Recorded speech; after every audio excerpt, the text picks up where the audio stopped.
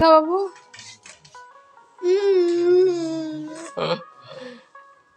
সবাইকে বলো good morning. Good morning. Good. Hello বন্ধুরা, কেমন আছো তোমরা সবাই? আশা করি ভালো আছো, সুস্থ আছো।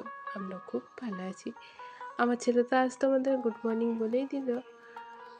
কি বলো তো, আজ সকালবেলায় একটুখানি ফোন অন করেছিলাম ছেলেকে যখন খাওয়াচ্ছিলাম, তো সবাইকে গুড মর্নিং জানিয়ে দিল। তারপরে আর ব্লগ কোনো বানানো হয়নি। তারপরে সোজা রান্নাঘরে গিয়েছিলাম, তো তারপরে একটু রান্নাবান্নার ব্লগ তোমাদের সাথে শেয়ার করে নিলাম। আর কালকে আমি কোনো ভিডিও মানে শেয়ার করতে পারিনি। জানোই তো আমাদের বাড়িতে মানে মিস্ত্রি কাজ করছে, ইলেকট্রিকের কাজ হচ্ছে, তো বাড়িঘর প্রচণ্ড নোংরা। কাল রাত 8টা পর্যন্ত কাজ করেছে, মানে কাল শেষ দিন ছিল কাজের। তো কাজটা শেষ করেই বাড়ি যাবে এরকম ওনাদের ইচ্ছে ছিল, তো রাত 8টা পর্যন্ত করেছে। অনেকক্ষণ কাজ করেছে। সকালেই 8টার সময় এসেছিল আর রাত 8টা এইরকম টাইমে বাড়ি গেছে। তো এত নোংরা আর এত সারাদিন ব্যস্ত ছিলাম যে রান্নাবান্না করে আর কোনো ব্লগই বানাতে পারিনি।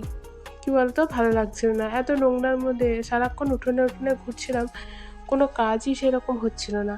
সেই জন্য আর ফোনটা নিয়ে আসিনি। আর আমার না একটা অভ্যেস বলতে পারো, নেশাও বলতে পারো, ঘর বাড়ি পরিষ্কার পরিচ্ছন্ন পরিপাটি করে রাখার একটা নেশা। তো যত যাই কাজ থাকুক না কেন, যদি ঘর বাড়ি পরিষ্কার পরিচ্ছন্ন না থাকে তাহলে আমার একদম ভালো লাগে না, মাথা একটু গরম হয়ে যায়। তো এইসব কারণেই আর ব্লগ বানাতে পারিনি, ওই নোংরার জন্যই। তো আজ সেই জন্য একটু তোমাদের সাথে চলে আসলাম দেখা করতে, ভালো তো লাগবেই না। তো সকাল থেকে অনেক ব্যস্ত ছিলাম, অনেক নোংরা ছিল, তার উপরে যেন ঝড় বৃষ্টি হচ্ছে, সব মিলিয়ে একটা নাজেহাল অবস্থা। তো নোংরা জিনিসপত্র যে কাচবো কেচে মেলবো সেটা মানে সে সুযোগও হচ্ছে না। তো তবুও সকাল সকাল অনেক কিছু কেচেছিলাম, হাওয়া করছিল খুব, রৌদ্র তো নেই, তো জিনিসপত্র অনেক শুকিয়ে গেছে। তো সেই জন্য সকালের দিকেও সেই রকম কোনো ব্লগ আর তোমাদের সাথে শেয়ার করতে পারলাম না। স্নান টান করে এসে আমি কিন্তু শুরু করলাম। তো দেখতে পেলে যে বিছানার চাদর সব কিছু কেচে দিয়েছিলাম, সেগুলো কিন্তু তোমার হচ্ছে পেতে নিলাম। ছেলে এখন ঘুমোচ্ছে, আর এই যে সোফার কভারটাও পাতলাম। একটু সময় বসে বললাম যে সারাদিন এত মানে ব্যস্ত চলছে, একটু বসার টাইম পাইনি, আর পারছি না জানো তো। ছেলে ওঠার আগে সব কিছু করে নিতে হবে, ও উঠলে কিন্তু আর কোনো কাজই হবে না। তো ঘর বাড়ি একটু পরিষ্কার করে নিয়েছি, এবার সব কিছু গুছিয়ে নিচ্ছি। সবই তো সরিয়ে রেখেছিলাম, কভার দিয়ে ঢেকে রেখেছিলাম কাজ করার সময়, যাতে এত বেশি নোংরা না হয়, বেশি পরিষ্কার না করতে হয়। মানে কভারটা হয়তো কেচে নিলেই সহজে পরিষ্কার হয়ে যায়, সেই সব করেছিলাম। আর কিছু ফটো টাঙিয়েছি, আর কিছু ফটো যেরকম ছিল সেই রকমই রাখছি আর কি। তো সেইগুলো সব নিজের নিজের জায়গায় ঠিকঠাকভাবে রাখছি আর কি। এবার ছেলে তো এই টাইমটা ঘুমায়, তো এইটা একটা সুযোগ। আর হাজব্যান্ড আছে একদম সকালবেলা বেরিয়ে গেছে, তো আবার দুপুরে খেতে আসবে। এবার ছেলে ওঠার আগে আর হাজব্যান্ড আসার আগে দুটো মিলিয়ে কাজটা আমাকে কমপ্লিট করতে হবে। তাই একদম দেখতে পাচ্ছ মাথায় গামছাটা এখনও বাঁধাই আছে, স্নান টান করে এসেছি, না খুলেই কাজে লেগে পড়েছি সবটা গুছিয়ে নেওয়ার জন্য। দুজনে যদি এসে পড়ে বা ছেলে উঠে পড়ে আর হাজব্যান্ড এসে পড়ে তাহলে আমার কাজ আর হবে না, তাই না? তাড়াহুড়োটা একটু বেশি। তো সব কিছু ঘরের মোটামুটি একটু গুছিয়ে নিলাম। তারপরে খুব হাওয়া হচ্ছিলো, নোংরা হয়ে যাচ্ছে বাসনগুলো, তাই আমি ভাবলাম আগে বাসনগুলো তুলে আনি, তারপরে অন্য কাজ করবো। নাহলে না আবার নোংরা হয়ে যাবে, তখন আবার আমাকে ধুয়ে আনতে হবে, তো একই কাজ বারবার করতে হবে। সেই জন্য আমি আগে ঘর থেকে চলে আসলাম এখানে বাসনগুলো তুলে নিতে। তোমাদের ওইদিকে বৃষ্টি হচ্ছে কিনা জানি না, আমাদের এদিকে কাল থেকে কিন্তু মাঝে মধ্যেই বৃষ্টি আসছে, আর সঙ্গে একদম ঝোড়ো হাওয়া। তো উঠোন প্রচণ্ড নোংরা হয়ে যাচ্ছে, একদম পাতা পড়ে সারাক্ষণ ভর্তি থাকছে।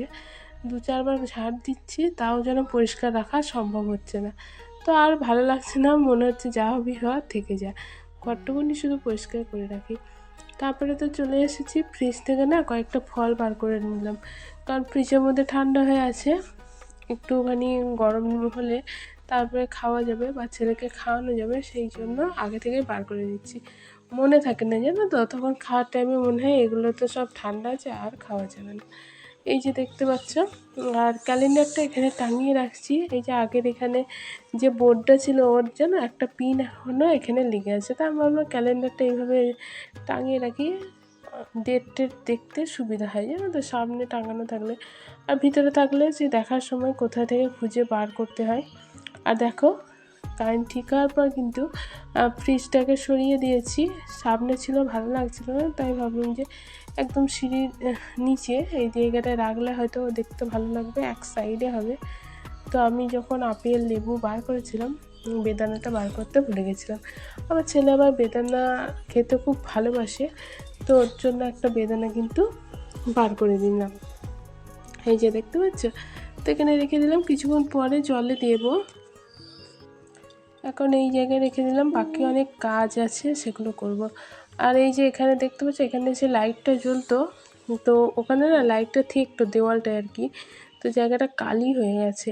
আর এখানে মানে ঘরের রঙটা হচ্ছে হালকা কালারের, একদম হালকা কালারের, তো কালো হয়ে যে দাগটা রয়েছে সেটা কিন্তু বোঝা যাচ্ছে। তাই আমি ভাবলাম একটু লিকুইড যে সানলাইটটা বেরিয়েছে ওটা আছে, ওটা নিয়ে একটা ন্যাকড়ায় তোমার জায়গাটা হচ্ছে একটু মুছে নিচ্ছি। যদি কালিটা উঠে যায় দেখতে ভালো লাগবে জানো তো। আর নাহলে ওই যে সাদা কালারের, সাদা তো না একটু ঘিয়া টাইপের, ওর ওপরে এই কালো দাগটা একদম খারাপ লাগছে। বললাম না ঘর বাড়ি একটু পরিষ্কার পরিচ্ছন্ন রাখা আমার নেশা বলতে পারো। তো সেই জন্য আর কি একটু চেষ্টা করলাম যাতে কালিটা উঠে যায়। অনেকটা উঠেছে, বেশ বেশ খানিকটাই উঠেছে, অনেকটা বলবো না। কারণ হচ্ছে আগে যেরকম বোঝা যাচ্ছিলো, তোমরাও বুঝতে পারবে সেরকম না বোঝা যাচ্ছে না, অনেকটাই উঠে গেল, বেশ ভালো লাগলো জানো তো। এবারে হাতটা ভালো পাচ্ছিলাম না, চেয়ারের উপরে উঠেছিলাম তাও যেন একটু মানে ঘাটতি হচ্ছে ওই জায়গাটা পর্যন্ত পৌঁছানোর। তো যাই হোক, যেটুকুনি পারলাম সেইটুকুনি পরিষ্কার করে নিলাম। তারপরে চলে এসেছি নিজেকে একটু পরিষ্কার রাখার জন্য। তা যে একটু ঠান্ডা ঠান্ডা ওয়েদার, একটু বডি লোশন লাগিয়ে নিলাম জানো তো। আর চুলটা আসে একটু সিঁদুর করে নিলাম। তো এতক্ষণ এই কাজের চাপে এই কাজটা কিন্তু মানে নিজের দিকে তাকানোর সময় হয়নি। কাজগুলো করতে করতে আমি কিন্তু এইগুলো আর করতে পারিনি। তা কাজগুলো কমপ্লিট করে নিয়েছি মোটামুটি। তারপরে ভাবলাম একটু সিঁদুরটা করে নিই। ছেলে এখনও ঘুমাচ্ছে, তো অনেকটা টাইমও আজ দিয়েছে। আজ ঠান্ডা ওয়েদার তো, তাই অনেকক্ষণ বেশি মানে অনেক বেশি টাইমও ঘুমাচ্ছে। খুব ভালো হলো, আমার কাজগুলো করা হলো। হাজব্যান্ডও আসেনি, ফোন করলাম, বললো এই 10 মিনিটের মধ্যে ঢুকছি, রাস্তায় আছি। তো এবার ছেলেকে উঠিয়ে খাইয়ে নেব, তারপরে হাজব্যান্ড আসলে আমরা দুজনে মিলে একসাথে খেয়ে নেব।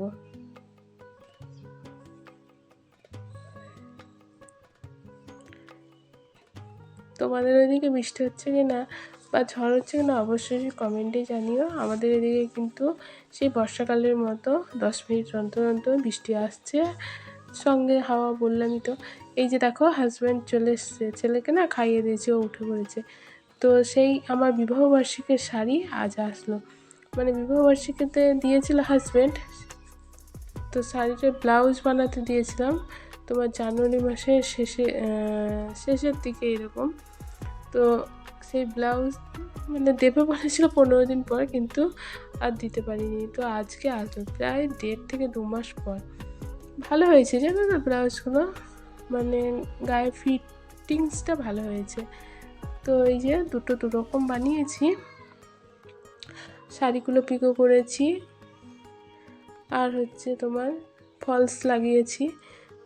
তো মোটামুটি ভালোই হয়েছে। এই যে দেখো একদম হাতে ঠিকঠাকই হয়েছে।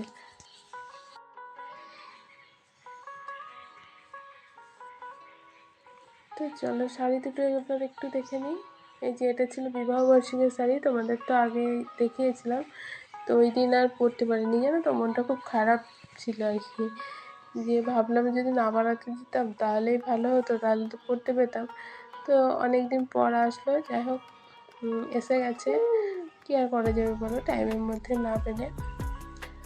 আর এটা পুজোর সময় নিয়েছিলাম, এর শাড়িটাও পরা হয়নি। দেখো এই যে ফলস লাগিয়েছি আর পিকো করেছি, এটা গোলাপি আর হচ্ছে হলুদ কালারের ছিল শাড়িটা। তারপরে হাজব্যান্ড স্নান টান করে চলে এসছে, এই যে ওকে দিয়ে দিয়েছি ভাত, করলা সিদ্ধ আর হচ্ছে ওখানে একটা সবজি দিয়ে দিয়েছি আর করেছি মাছের ঝোল। তারপরে দুজনে একটু গল্প করতে করতে খেয়ে নিলাম। হাজব্যান্ড এক্ষুনি বেরিয়ে যাবে, মানে খুব সকালে বেরিয়েছিল, স্নানটা করা হয়নি, সেই জন্য বাড়ি এসেছিলো। নাহলে হয়তো বাইরে খেয়ে নিত। কী বলো তো, সামনে ঈদ তো, তো সেই জন্য তোমার হচ্ছে একটু ব্যস্ততা বেশি হাজব্যান্ডের। তো এটা একটু থাকবে কয়েকদিন, তারপরে আবার একটু ব্যস্ততা কমে যাবে। যাই হোক, ছেলেকে খাইয়ে দিয়েছে, আগে বললাম, ও খেলা করছে, এই যে লজেন্স খাচ্ছে। তারপরে ছেলে আর হাজব্যান্ড একটু শুয়েছে, আর আমি এদিকে বাসনগুলো মেজে নিয়ে রান্নাঘরটা মুছে নিচ্ছি। তো হাজব্যান্ড বেরিয়ে গেলে ছেলে তখন কান্নাকাটি করবে। ওর বাবার সঙ্গে এই কয়েকদিন থেকে যাওয়ার জন্য খুবই বায়না করছে যে আমি যাব, বেথু যাব, এরকম বলছে। তো আর বাবা বেরিয়ে গেলেই কান্নাকাটি করছে, তাই আমি ওর বাবা থাকতে থাকতে কাজগুলো করে নিচ্ছি, যাতে কোনো অসুবিধা না হয়। ওকেও একটু টাইম দেওয়া যাবে, আবার ওর কান্নাটাও থামানো যাবে। সব কিছু ম্যানেজ করে চলতে হয় একা সংসারে, বুঝেছো? তো না থাকলে কি আর করবো। আর আমার এই জন্য না ঘুম হয় না। ছেলে তো ঘুমিয়ে নিয়েছে দুপুরে, আরও ঘুমাবে না, এবার আমাকে কিন্তু আর ঘুমাতেও দেবে না। তো তারপরে একটু লেবু ছাড়িয়ে নিলাম, আমি আর হাজব্যান্ড খেয়ে নেব। তো বন্ধুরা, আজকের মতো আমার ব্লগটা এখানেই শেষ করলাম, আর কন্টিনিউ করলাম না। দেখা হবে নেক্সট ব্লগে। ততক্ষণের জন্য সবাই ভালো থেকো, সুস্থ থেকো, টাটা। আর এখন হাতে হাতেই লেবুটা খেয়ে নেব। লেবুটা কিন্তু খুবই মিষ্টি ছিল।